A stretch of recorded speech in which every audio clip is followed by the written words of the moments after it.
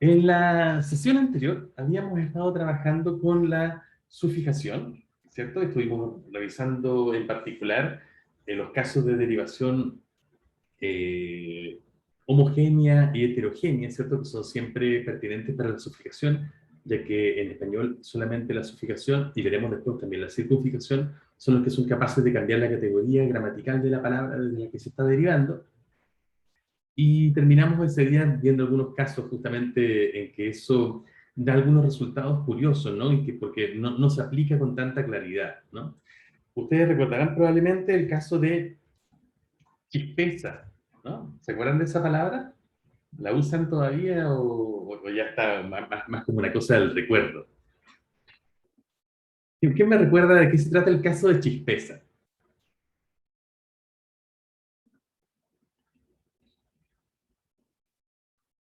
No, nadie se acuerda. ¿Quién lo dijo?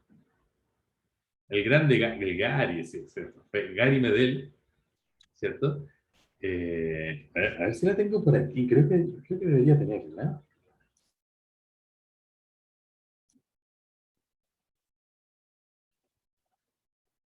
Creo que debería tener esa declaración. Ah, aquí la tengo. Atención, Gary. De la cancha y también tiene miedo, si como absolutamente nada, y eso puede tener miedo porque está siempre intacto con la chispeza de hacerlo bien, de tener cuidado, pero De nuevo, porque no sé si se escuchó bien. contra la cancha y ellos también tienen miedo, así como absolutamente nada, y eso puede tener miedo porque está siempre intacto con la chispeza de hacerlo bien, de tener cuidado, pero Ahí está Gary con su chispeza, ¿cierto? ¿Qué es lo que quiso decir Gary Medel cuando hizo esta declaración? Esto fue en un mundial de fútbol hace ya algunos años, 7, 8 años me parece. Y hablaba de eso, ¿no? Que es bueno tener miedo cuando uno sale a la cancha porque está ahí uno con la chispeza, ¿no? Para enfrentarse a los rivales. ¿Qué es lo que quiso decir Gary?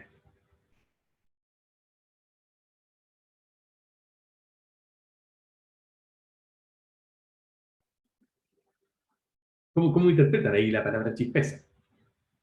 Que hasta yo entiendo su primera mención, la primera aparición en la lengua española de esa palabra.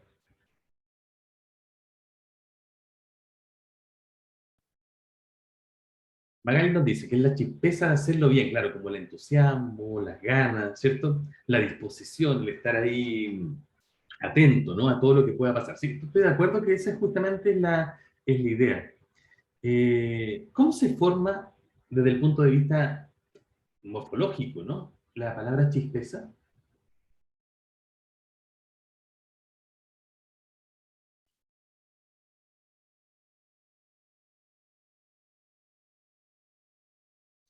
En otras palabras, ¿de qué palabra viene, ¿no? Y qué proceso sigue para llegar a ser chispeza?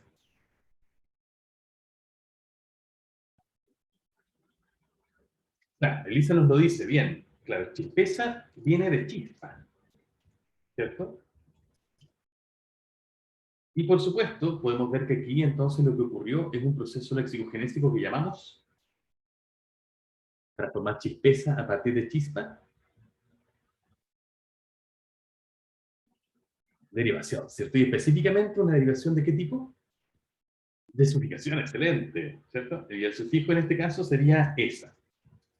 Por supuesto, no es la única ocasión en que tenemos el sufijo esa en español. ¿En qué otras palabras encontramos este sufijo esa derivando palabras? ¿Y a partir de qué palabras vienen? ¿Se les ocurre alguno?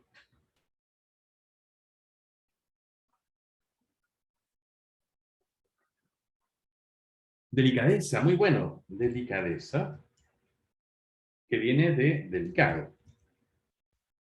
¿cierto? De delicado, delicadeza.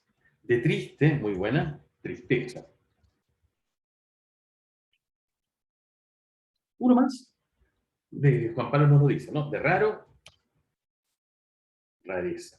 Perfecto. Ahí tenemos tres ejemplos que son muy buenos, en que podemos ver cómo se aplica este sufijo, ¿no? Cómo es el proceso habitual en español de creación de palabras añadiendo el sufijo esa.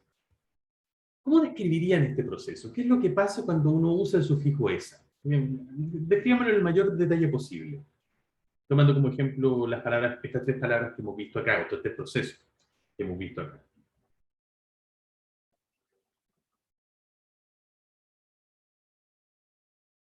¿Qué pasa cuando yo derivo de delicado a delicadeza, de triste a tristeza, de raro a rareza?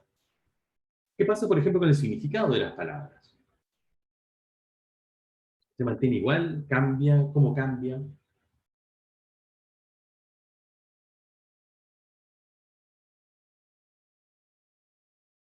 Por ejemplo, para el primero, entre delicado y delicadeza, ¿su significado es el mismo o hay alguna diferencia?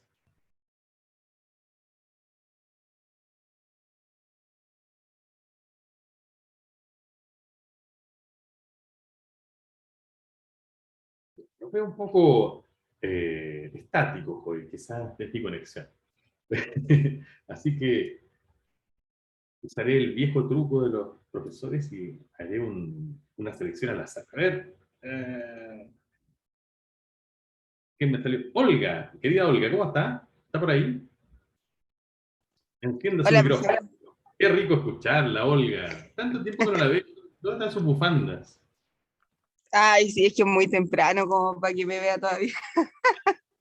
No estoy en condiciones. Pero qué rico poder escucharla por lo menos. Querida Olga, cuénteme. Entre las palabras delicado y delicadeza, ¿el significado es el mismo o es distinto? Así Según intuitivamente. yo, es distinto, pero no sabría explicar por qué es distinto. Pero para mí es distinto porque al decir delicado, como que es que no sabría explicarlo, pero según yo es distinto, pero no sabría por qué. Hay cosas parecidas, por supuesto, ¿cierto? Hay cosas que comparten las dos palabras. Sí, pero de por sí como que se ocupa para otras, como, o sea, para otras cosas y como en otras Y yo creo que ahí está la oraciones. clave, ¿cierto? Como que tienen un significado muy parecido, Pero pero el se uso es ocupan para cosas diferente. distintas. Claro, el uso es Sí. distinto. Lo mismo en triste y tristeza, ¿no? Por ejemplo, si tomamos la palabra triste y la palabra tristeza, ¿cómo sería la palabra triste y cómo sería la palabra tristeza? Dame un ejemplo nada más de uso en triste. El triste, no sé, po, está triste. Pero un poquito más largo, sí, un poquito más creativo. Yo sé que la hora es muy temprana, pero... El día está como triste, pongo. Muy bien, eso me gustó. El día está como triste. Eso se parece al inicio de esa famosa, del famoso poema de Darío, ¿no? De Rubén Darío. La princesa está triste. ¿Qué tendrá la princesa? Bien veloz. Ok, el día está como triste. ¿Y un ejemplo de uso de tristeza? En sus ojos se ve la tristeza. Despertó la vena poética de Olga. Muy bien. En sus ojos se ve la tristeza. Ok, entonces, el día está como triste si en sus ojos se ve la tristeza. Claramente, en los dos casos, estamos aludiendo a un estado de ánimo, ¿no? Un estado de ánimo, sí, tipo bajoneado, podríamos decir hoy en día. Pero yo creo que Olga tiene toda la razón en el sentido de que funcionan de manera un poco distinta. Y de hecho, la clave está en que no podemos reemplazarlo, ¿cierto? No podemos conmutar una palabra por la otra en su mismo entorno sintáctico. Si yo digo, el día está como tristeza, no sé si queda exactamente agramatical, pero al menos queda raro, ¿no? Quizás podría aparecer en un poema, pero en una expresión normal, ¿cierto? De un ser humano normal, no poeta. Perdonen los poetas acá presentes, que no son seres humanos normales. Uno no diría el día está como tristeza, sí diría el día está como triste, ¿no? Y más todavía, en sus ojos se ve la triste, queda agramatical. Ese sí, diría yo que es bastante gramatical. Claro, salvo que uno continuara diciendo en su ojo se ve la triste, no sé, la triste desilusión, la triste realidad, etc. Pero en sus ojos se ve la triste no funciona, tiene que ser en sus ojos se ve la tristeza. ¿Qué nos revela esto de triste frente a tristeza? El hecho de que no puedan conmutarse en el entorno sintáctico, el uno por el otro. No solo Olga, ¿eh? A quien quiera, yo sé que están ansiosos de participar. Los veo en sus ojos, o al menos en los ojos de sus fotitos. Súper, Camila nos lo dice, cambiaron de categoría gramatical, ¿cierto? son de distinta categoría gramatical y por lo tanto podemos inferir que al añadir el sufijo esa, lo que hacemos es derivar la palabra de manera heterogénea, es decir, haciendo que cambie su categoría gramatical. Eso lo vemos en de triste a tristeza y tendríamos que comprobar si pasa lo mismo entre delicado y delicadeza. ¿Pasa lo mismo, Camila, ya que estás aquí, te voy a hacer mi víctima? ¿Pasa lo mismo entre delicado y delicadeza? ¿Delicado funciona de una manera sintácticamente, ¿cierto? Como una categoría y delicadeza funciona de otra? ¿Aló? Camila, Eh, qué tierno su según yo, gatito. según yo, sí funcionan distintos delicado y delicadeza. ¿Nos darías una, nos lo podrías demostrar con unos ejemplos? Eh, podría ser el jarrón es delicado. El jarrón es delicado, súper bien, ¿no? ¿Ya? Ese es un ejemplo Y de delicado. delicadeza, no, Sí, esa persona posee una delicadeza al hablar. qué lindo, qué fluida. Esta persona posee una delicadeza al hablar.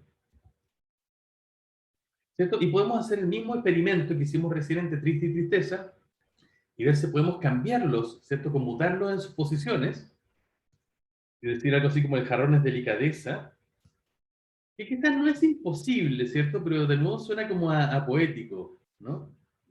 Como está queriendo hacer una igualación y claramente es distinto a decir que el jarrón es delicado.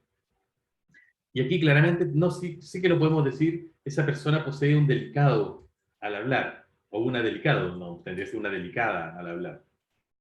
Queda rarísimo, ¿no? Entonces eso nos muestra que en efecto se trata de categorías gramaticales distintas. Tienes toda la razón, Camila. De hecho, las palabras delicado, triste y raro son adjetivos y cuando les añadimos el sufijo esa, la palabra resultante es siempre un sustantivo. Delicadeza, tristeza, rareza. Que mantiene parte de su significado, pero su función entonces es distinta, ¿no? Delicado, triste sirve para atribuir esa condición a algo. En este caso, en el día está como triste, atribuimos la condición de triste al día, o en el jarrón es delicado, atribuimos la condición o la cualidad de delicado al jarrón, pero en tristeza y delicadeza lo que hablamos es hablar de esa condición en abstracto, ¿no? En sus ojos se ve la tristeza, hablamos ahí del sentimiento, del estado anímico en abstracto, y esa persona posee una delicadeza al hablar. Claro, podemos entender que estamos hablando de su habla como delicada, pero estamos poniendo de relieve la delicadeza como si fuera una condición abstracta, justamente sacada de, ya no atribuida específicamente a algo. ¿Lo ven todos, cierto? Sí, sí. Bueno, ¿qué pasa en el caso de chispeza? Decíamos recién que chispeza, perdón, que todas las palabras que toman el sufijo esa, típicamente en castellano son adjetivos. Y el sufijo esa cambia su categoría gramatical a la de sustantivos. ¿Cómo podríamos usar la palabra chispa en este sentido metafórico? Por supuesto que la entendemos en el uso que podría darle Gary Medel al hablar del partido. ¿Y qué ejemplo podríamos tener de la palabra chispeza? A ver, ¿quién me da un ejemplo de chispa, de uso de chispa? No el literal, no la chispa que inicia un fuego, sino un poco más metafórico, ¿no? Cuando hablamos de esa idea de entusiasmo, de disposición. ¿Quién me daría un ejemplo de eso?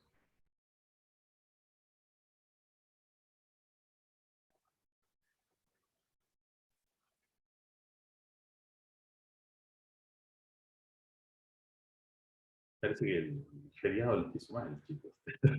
Los veo poco despiertos. Yo voy a designar entonces que me dé un ejemplo. A ver, Sofía Larraín. ¿Estás por ahí, Sofía? Oh, digamos que la Sofía pone la cámara, pero no está. Ah, ya. Ay, no puede hablar. Pero Sofía, no, Sofía Rojo sacó la cara por Sofía Larraín. Nos dice, ahí nos pone un ejemplo de chispa. Dice, ya no hay chispa entre nosotros. Oh, bueno, el ejemplo. Ya no hay chispa entre nosotros. Perfecto. ¿Y un ejemplo de chispeza?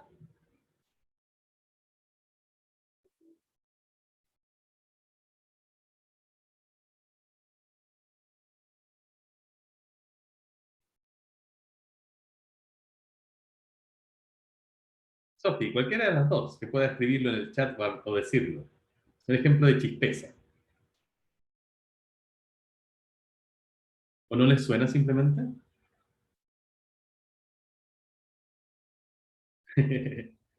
Bueno, pero fijémonos al menos en el ejemplo de chispa. Cuando decimos ya no hay chispa entre nosotros, estamos usando de hecho chispa como un sustantivo. De hecho, podemos darnos cuenta de que chispa es un sustantivo porque, porque yo puedo conmutarlo por otros sustantivos posibles. Por ejemplo, ya no hay amistad entre nosotros, y amistad es un sustantivo. Ya no hay amor entre nosotros. Ya no hay odio entre nosotros. Todo eso son sustantivos. Y chispa, entonces, por lo tanto, ya que puede ocupar la misma posición sintáctica y establecer las mismas relaciones sintácticas con las palabras de su entorno, es también un sustantivo. Y aquí, fíjense lo que... No, no estamos hablando de chispazo, estamos hablando de la palabra de Gary, que es chispeza, ¿cierto? Pero fíjense entonces, ¿qué pasa si yo uso aquí, trato de conmutar chispa por chispeza? Y digo, ya no hay chispeza entre nosotros. Por supuesto, será un poco más cómico, es cierto, porque a mí se me imagina a Gary Medel diciéndolo. Pero la pregunta que quiero hacerles es si esta expresión es posible. Al igual que si ya que era posible, ya no hay chispa entre nosotros, es posible decir también ya no hay chispeza entre nosotros. ¿Cierto que sí? Entonces fíjense que esto es interesante. Aquí pasa algo distinto a lo que pasaba entre las palabras delicado, delicadeza, triste, tristeza, raro, rareza. Parece que entre chispa y chispeza, tanto chispa como chispeza pueden ocupar las mismas posiciones sintácticas. Si a alguien se le ocurre un ejemplo con chispeza, démelo. Si no, lo planteo yo, por ejemplo. O podemos usar el mismo ejemplo que daba Gary, ¿no? Que decía algo así que es importante tener la chispeza porque uno está más atento. Algo así decía Gary, ¿cierto? En su declaración, si mal no recuerdo. Fíjense que acá yo también puedo hacer el ejercicio contrario que hicimos recién al reemplazar chispa por chispeza. No habría mucho cambio si yo cambio, ¿cierto? Si cambio la palabra y digo, es importante tener la chispa, ¿no? Porque uno está más atento. De hecho, me parecerían expresiones equivalentes. Bueno, aquí entonces podemos ver que acá en el ejemplo de Gary hay un uso extraño, en principio, de la sufijación en esa. Y tiene dos cosas extrañas. La primera es que chispa es un sustantivo. Y nosotros hemos visto que esa, el sufijo esa, habitualmente, o salvo en esta pura excepción, las palabras a las que se adhiere, a las que se sufija, son siempre adjetivos. Delicado, triste, raro, y podemos dar muchos otros ejemplos. En cambio aquí estaría adhiriéndose a un sustantivo. Y como resultado daría otro sustantivo. Entonces tendríamos un caso de derivación homogénea y no de derivación heterogénea, que es el ejemplo de todos los otros casos en que se añade el sufijo esa. Y además, el significado no cambia radicalmente entre los dos y de hecho es completamente intercambiable, o en la mayor parte de los casos es intercambiable entre chispa y chispeza. Les cuento entre, como infidencia, tuvimos algunas sesiones en la Academia Chilena de la Lengua para hablar de la chispeza de Gary, porque, para ver si tenía sentido incluirla en un diccionario, incluso en un diccionario de chilenismos, esta formación. Mi impresión, de hecho, es que probablemente no, porque, y voy a darle mis argumentos, ustedes, por supuesto, pueden estar de acuerdo después.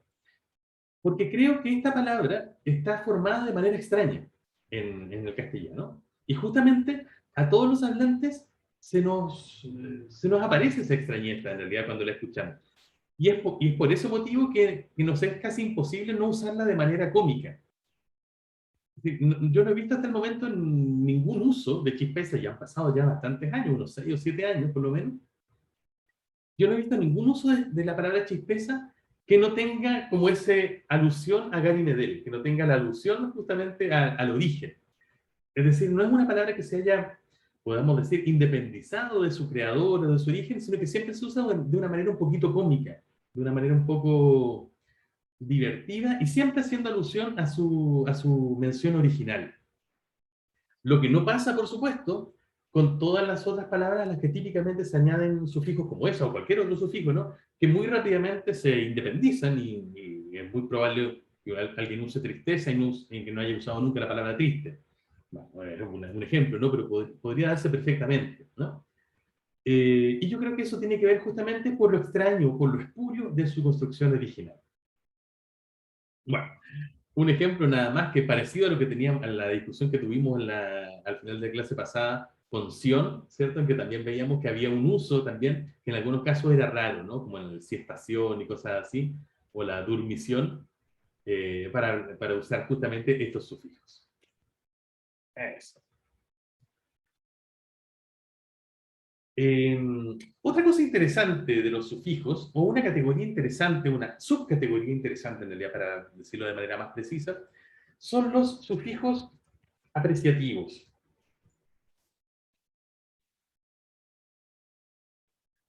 Los sufijos apreciativos tienen mucho que ver con una em, categoría lingüística de la que hablamos hace algunas clases, que a propósito de otra cosa en realidad, que era la categoría de la connotación.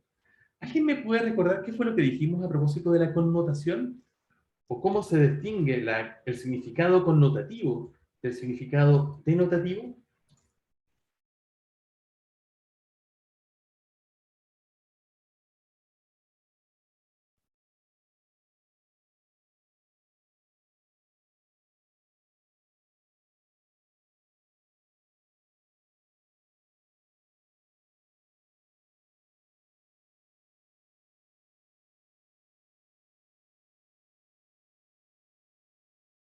Parece que tengo bloqueado el chat porque no veo todas las intervenciones que ustedes seguramente están haciendo en este momento.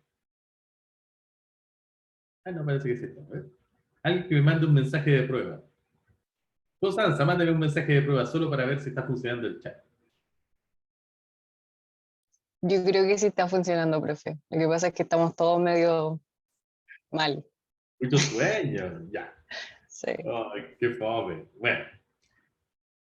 A ver, bueno, pongamos algunos ejemplos entonces de lo que les estoy indicando para que a partir de eso volvamos a esa noción de la diferencia entre denotación y connotación. Por ejemplo, ¿qué diferencia hay entre la palabra vino y la palabra vinito? Como en los ejemplos, como en tomémonos un vino o tomémonos un vinito. Sofía Rojo, que está sacando la cara por todos hoy día, nos dice, connotación era el significado subjetivo y denotativo era el significado objetivo, ¿no? Tienes toda la razón, querida Sofía. Veamos si lo podemos aplicar en este caso. ¿Cuál es la diferencia entre tomémonos un vino y tomémonos un vinito? ¿Han usado esa palabra alguna vez? ¿O una expresión parecida? No, Constanza, yo sé que no, porque se ve que es una niña de su casa, ¿no? No sabe. Pero tengo la impresión de que aquí hay algunos más carreteros, ¿no? Algunos tienen cara de carretero. O por lo menos pónganse en la situación, ¿no? ¿Cuál es la diferencia entre tomar? Antonio nos dice, ¿cierto? Nunca he tomado. Te vamos a creer. Ok. ¿Cuál sería la diferencia entre tomémonos un vino y tomémonos un vinito? Si no lo han hecho, si no lo han dicho nunca, pónganse en la situación. En términos de la realidad a la que están invitando a tomar al otro, ¿no? ¿Es la misma o es distinta?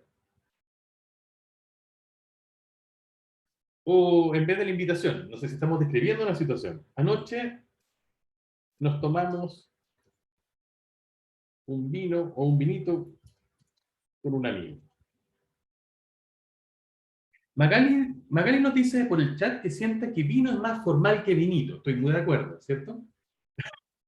Antonia lo expresa de manera más gráfica todavía, ¿cierto? Dice que cuando es vinito uno se acaricia las manitos. Así como, tomémonos un vinito, así. Tomémonos un vinito. O algo así, ¿no? Claro, ¿cierto? Anoche nos tomamos un vino, es más bien neutral, ¿cierto? Y por lo tanto cabe mucho mejor en un contexto formal. Pero anoche nos tomamos un vinito, es más informal, es más coloquial, es más amistoso, y uno se imagina el tiro de una situación justamente más, eh, como de mayor ternura, cariño, o de alguna relación más íntima, ¿no? Probablemente. Pero la diferencia entre vino y vinito no es una diferencia objetiva, ¿no? No es que cuando dicen, perdón, mis perritos requieren un segundo para entrar. Ahí.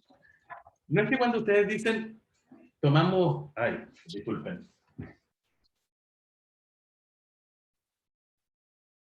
No es que cuando ustedes dicen, tomamos un vino, hayan tomado algo de un cierto tamaño, y tomarse un vinito sea algo necesariamente de un tamaño menor o de menor cantidad. De hecho, incluso a mí me da la idea contraria, ¿no? Que si alguien se tomó un vinito, lo más probable es que no haya sido uno solo, sino que haya sido harto.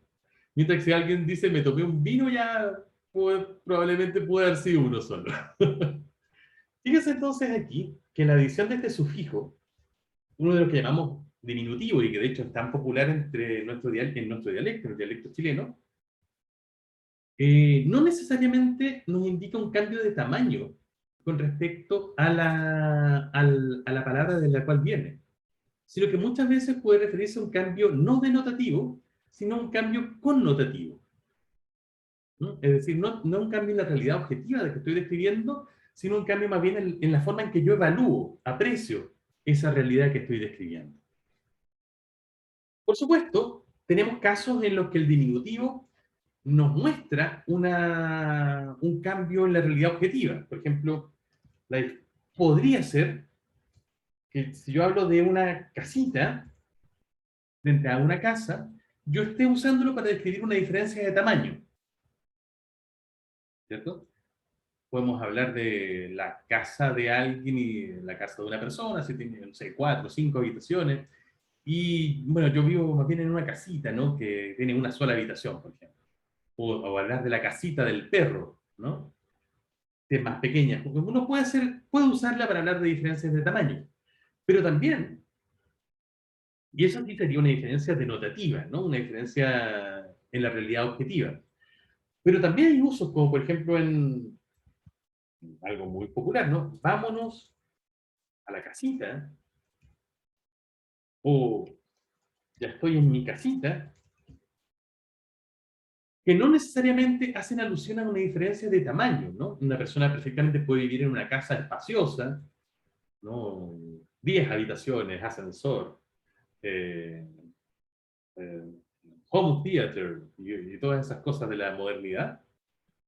Y perfectamente puede estar hablando por teléfono con un amigo y decirle, oye, ya estoy en mi casita, ¿cierto? Ahí, claro, la diferencia es humilde casita, ¿cierto? Porque ahí la diferencia entre casa y casita no tiene tanto que ver con la realidad objetiva, con la diferencia de tamaños, sino que tiene más que ver con la idea de intimidad, no sé, de casero, justamente, que nos da la idea de casita, ¿no? Entonces, eh, los sufijos apreciativos son llamados justamente así, y aquí hemos tenido estos dos ejemplos en los diminutivos, porque si bien uno puede usarlos a veces para establecer una diferencia de tamaño, que quizás sería su uso más original, o su uso denotativo, lo más usual, y de hecho lo más normal en nuestro dialecto, es usarlos para establecer diferencias que tienen que ver con lo connotativo, con lo afectivo, la manera en que apreciamos la realidad, mucho más que como que una diferencia objetiva, una diferencia que uno pueda realmente apreciar por los sentidos externos. Eso pasa mucho entonces con los diminutivos. Pero también pasa con otras formas de apreciativos, por ejemplo, con los aumentativos. Fíjense en este video que les voy a mostrar, que ya tiene sus años, pero que puede ser un buen augurio para el partido de Chile de mañana.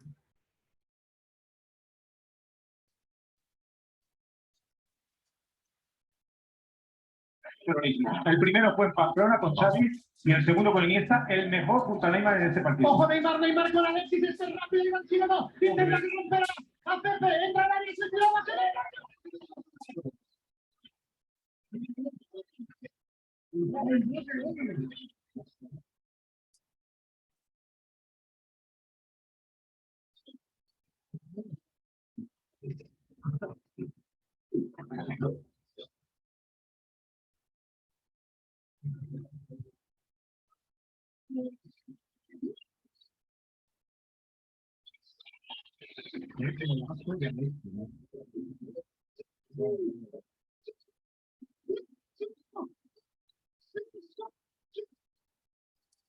Son los grandes tiempos de gloria de nuestro niño maravilla, ¿no? Ahora está un poquito más de capa caída, pero tenemos que recordar que ha sido un gran, gran jugador. Mira, Victoria nos lo dice en la primera reacción, ¿cierto? Golazo, ¿no? Y de hecho los relatores aquí claramente lo dijeron, ¿no? ¡Qué golazo, qué golazo! No fue Messi, no fue Neymar, fue nuestro Alexis Sánchez, ¡qué golazo! Y además salió la palabra incluso jugadorazo en un momento, ¿no? Claramente aquí tenemos entonces una palabra derivada de otra, ¿no? Tenemos un gol y a partir de ella, con el aumentativo aso, formamos golazo. Pero ¿qué diferencia hay entre un gol y un golazo? O, usando la otra palabra que usan los relatores aquí, ¿qué diferencia hay entre un jugador y un jugadorazo? ¿Cierto? ¿Cuándo decimos que algo es un gol y cuándo hablamos de él como un golazo? ¿Qué diferencia hay entre uno y otro? De hecho, incluso aquí la diferencia de tamaño no tiene mucho sentido para el gol, al menos, ¿no? Porque un gol no puede ser de mayor tamaño que otro.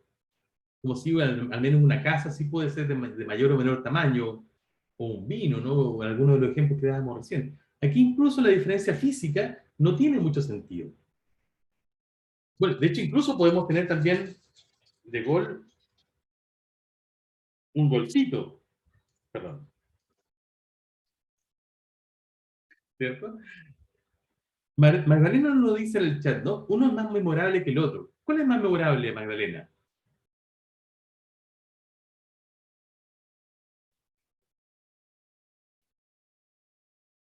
Bueno, claramente el golazo, ¿cierto? Es más memorable que un gol, simplemente.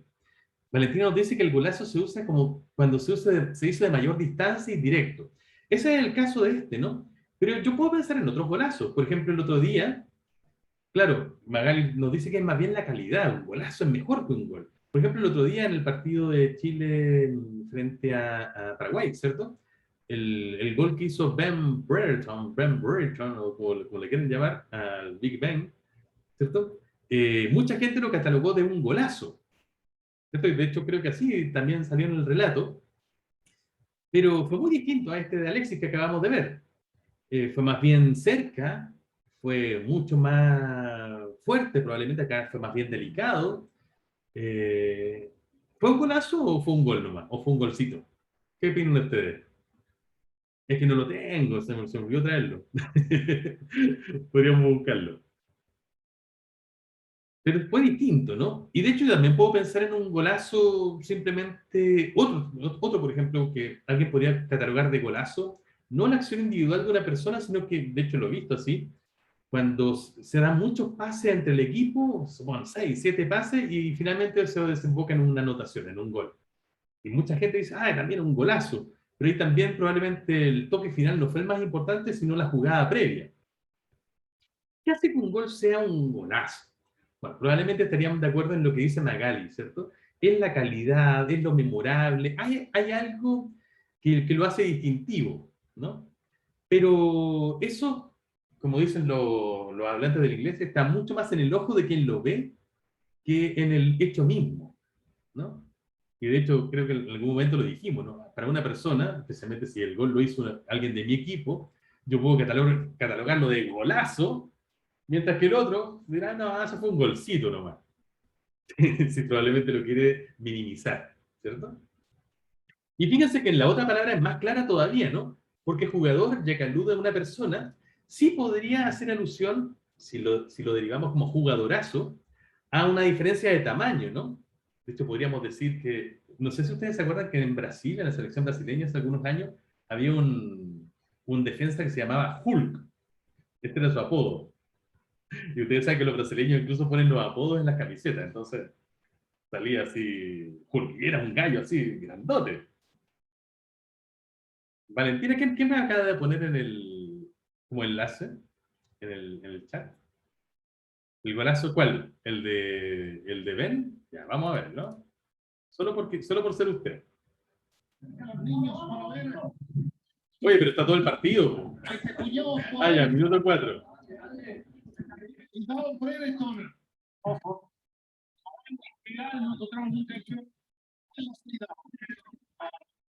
Ya, un poquito antes.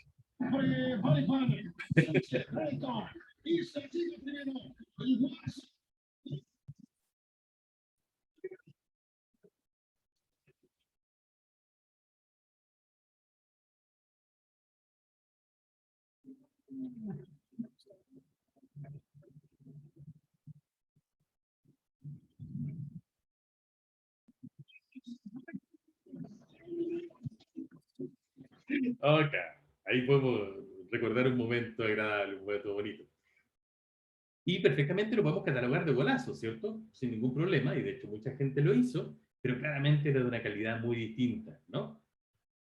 Estábamos ahora en lo de jugadorazo, ¿no? Una persona se puede referir a otra como jugadorazo si es de un gran tamaño, pero quizás sería raro.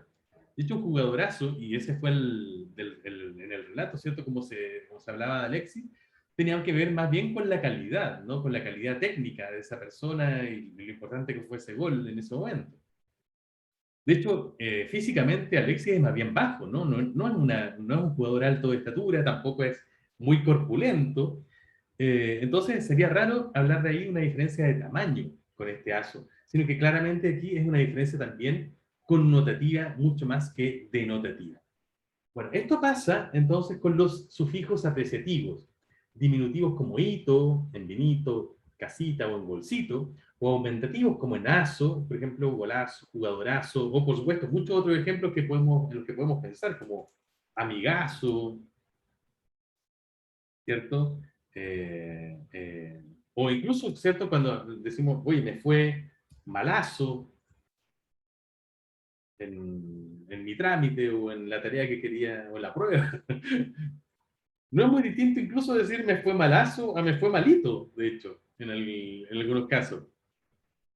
Simplemente estamos tratando como de ponerle una cierta afectividad, ¿cierto? A la realidad que estamos queriendo describir. Y para eso hacemos uso justamente de estos sufijos apreciativos. ¿Ya? Ya. Hasta ahí con los sufijos apreciativos que nos sirvieron para recordar esta distinción que es muy importante en lingüística entre los significados connotativos y los significados denotativos. A propósito de aso, que hemos visto aquí como un sufijo apreciativo, ¿cierto? No es el único uso que se le puede dar. De hecho, en algún momento hemos mencionado que aso también se usa en algunos casos para hablar de, como dar el significado de un golpe dado con lo indicado en la raíz. Nos salió, de hecho, algún ejemplo cuando estábamos estudiando, empezando a estudiar morfología. Claro, si hablamos de un tortazo, eso viene de torta, ¿cierto? Y un tortazo sería un golpe dado con una torta. Si tenemos un puñete, ¿cierto? El puño, la mano empuñada, podemos crear un puñetazo, es decir, el golpe dado con el puñete. No sé, si tenemos una rodilla, podemos, un golpe dado con la rodilla será un rodillazo, ¿cierto? Qué bueno el ejemplo de Magali. O, para terminar con ese, el ejemplo de la chancleta, ¿cierto? Que lo que la mamá saca para retarnos cuando está enojada, y con eso nos da un chancletazo. Claramente entonces aso sirve para, no solamente como aumentativo, sino que sirve también para indicar un significado completamente distinto, que es un golpe dado con la raíz, o un golpe dado con la palabra de la que viene originalmente, con una torta, con un puñete, con una rodilla, con una chancleta. ¿Qué pasa? ¿Cómo llamaríamos entonces a este fenómeno, ¿no? En que este morfema, aso, tiene, tiene un solo significante, pero tiene dos significados posibles, dos significados alternativos. ¿Se acuerdan cómo se llamaba eso?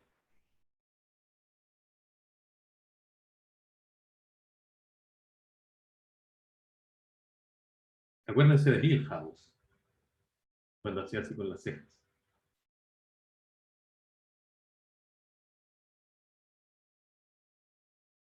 ¿No? ¿Cómo se llamaba ese perfil? Bien, Aranza, es un caso de sincretismo, ¿cierto? Exacto, Aranza, Magali.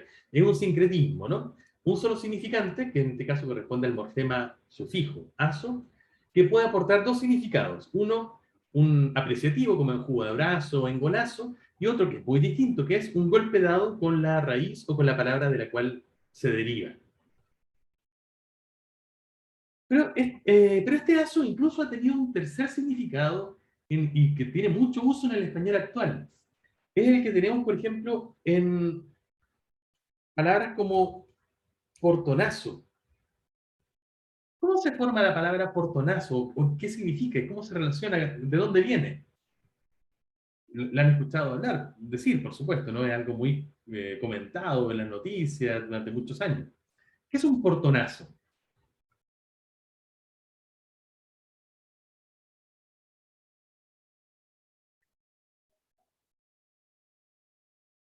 ¿No? ¿Nada? ¿No lo han escuchado? Busquemos algún ejemplo entonces. Portonazo.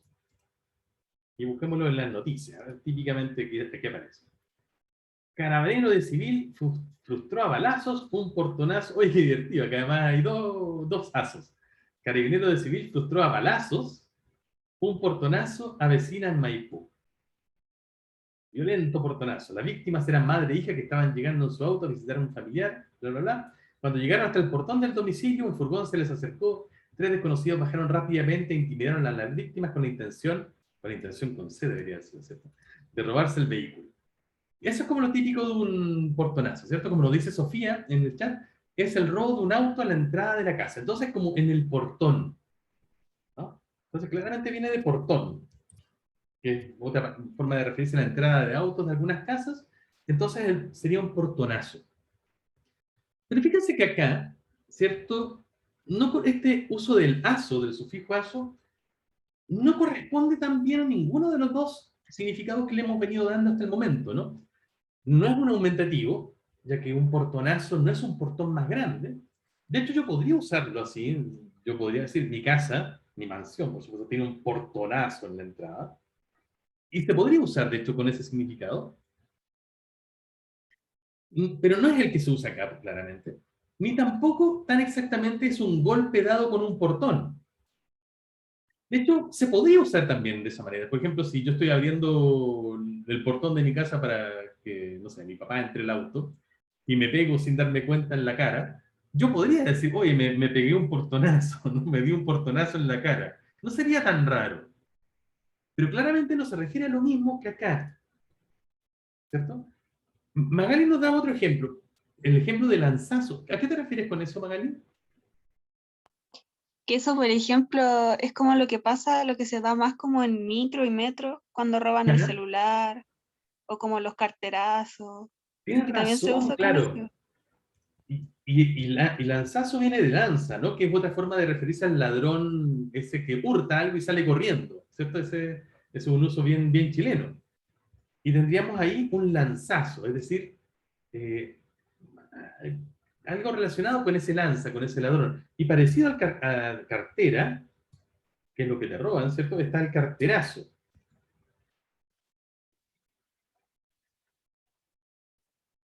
Y hay otros ejemplos, ¿no? No sé si ustedes recordarán, porque esto pasó también hace algunos años ya, pero me acuerdo muy bien de un ejemplo, es este que estoy buscando aquí. El bautizazo. Y fíjense todos los ejemplos que aquí aparecen. Todos ejemplos de la selección chilena, ¿no? Y aquí, bueno, aquí me parece un ejemplo muy claro. Una década del bautizazo, la indisciplina de 5 protagonistas de La Roja. ¿De qué se trató esto?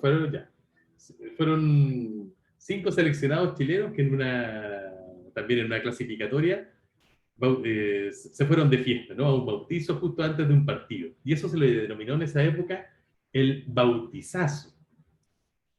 Y hay muchos ejemplos de este estilo, ¿no? Fíjense en este otro para que veamos que no solamente es algo de la variedad chilena. Es un ejemplo de Mafalda, que está con su amigo Miguelito. Bueno, en realidad está con su amigo Felipe, que van a visitar a Miguelito.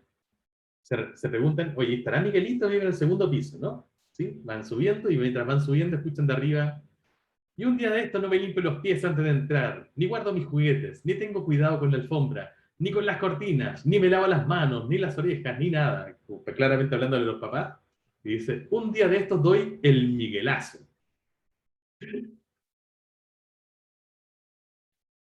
Y claramente, ¿cierto? Viene, por supuesto, de Miguel. El Miguelazo. Y que tiene, bueno, de hecho, mucho que ver con muchas otras episodios de la historia de nuestros países. Por ejemplo, hemos tenido en Chile cosas como el tanquetazo, que fue un intento así, de golpe militar, que viene, por supuesto, de tanque, ¿no? Tuvimos en otro caso, cuando recién se estaba recuperando la democracia, yo era muy chico, pero me acuerdo, no era tan chico, pero algo chico era, estuvo también el llamado boinazo, que claramente viene de boina, y también fue un intento así como de medio golpe militar. O incluso en algún caso, pareció el caso de Miguelazo, se dio el caso de el tacnazo. Bueno, en todos estos casos, valga el juego de palabras con esa terminación, vemos entonces el uso de este sufijo aso, pero en ninguno de ellos es realmente los usos que le hemos dado arriba, ¿no? No corresponden a un aumentativo con tanta claridad, ni tampoco a un golpe dado con la raíz, ¿no? Que eran así los ejemplos de tortazo, puñetazo, rodillazo, etc. Aquí les quiero dejar una tarea para que revisemos, para que veamos juntos al día viernes. ¿Qué significado, perdón, aporta este aso en estos ejemplos? En portonazo, en lanzazo, carterazo, incluso en miguelazo, tanquetazo, etc. ¿Qué significado da acá? ¿Qué significado podríamos darle entonces a este sufijo en este caso? Y si pueden traerme más ejemplos de este tipo de significados para que lo podamos revisar para el viernes. ¿Les parece? Con eso entonces los dejo. Nos vemos el día viernes para seguir hablando de morfología. Que tengan un excelente resto de semana. Cuídense mucho. Chao, profe. Chao, Muchas profe. gracias por la Profe, clase. que esté Gracias. bien. Espero verlos Cuídense. con menos sueño el viernes. Cuídense. Ojalá.